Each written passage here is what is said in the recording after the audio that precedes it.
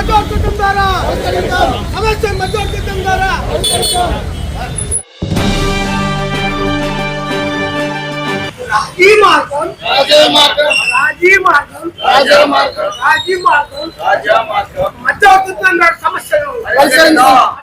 National legal services authority వాళ్ళ directions మేరకు మరియు AP state legal services authority వాళ్ళ డైరెక్షన్స్ మేరకు district legal services authority Kurnool మరియు మా జిల్లా ప్రధాన న్యాయమూర్తి వాళ్ళ ఆదేశాల మేరకు ఈరోజు ఈ ర్యాలీ అనేది కండక్ట్ చేయటం జరుగుతుంది.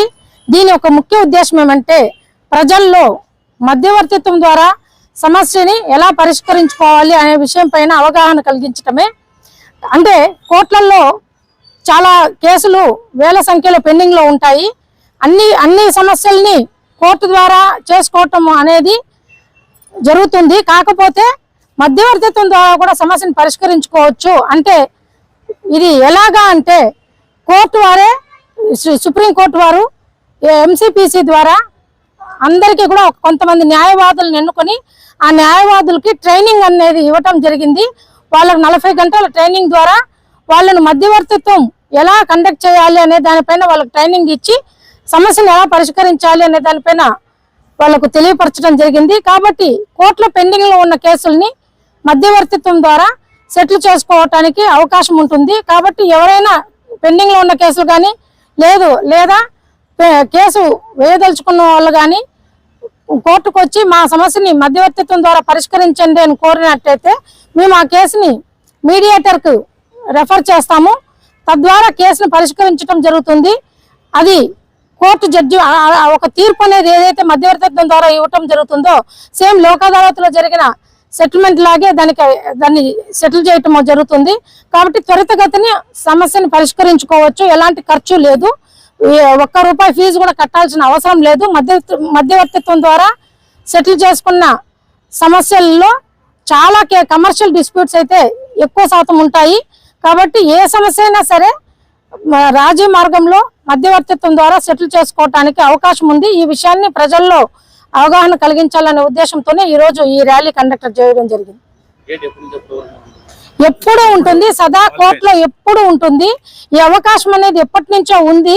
కానీ ప్రజల్లో అవగాహన లేని కారణంగా చాలా కేసుల్లో పెండింగ్ లో ఉంటున్నాయి.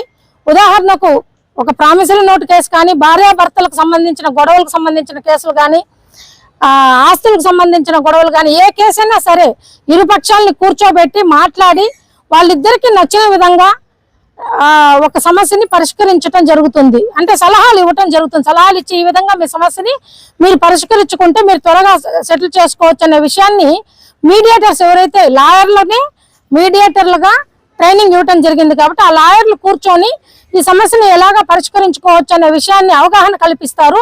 కాబట్టి ఇరుపక్షాలు ఒక అవకాశము, ఒకవేళ సెటిల్ చేసుకోవాలనుకుంటే ఒక అవకాశాన్ని ఎక్స్ప్లోర్ చేయొచ్చు. సెటిల్ అవ్వచ్చు, అవ్వకపోవచ్చు. కానీ కూర్చొని మాట్లాడుకోవటానికి ఒక ప్లాట్ఫామ్ అనేది ఏర్పడుతుంది. మధ్యవర్తి ఇద్దరు పార్టీలను కూర్చోబెట్టి మాట్లాడతారు.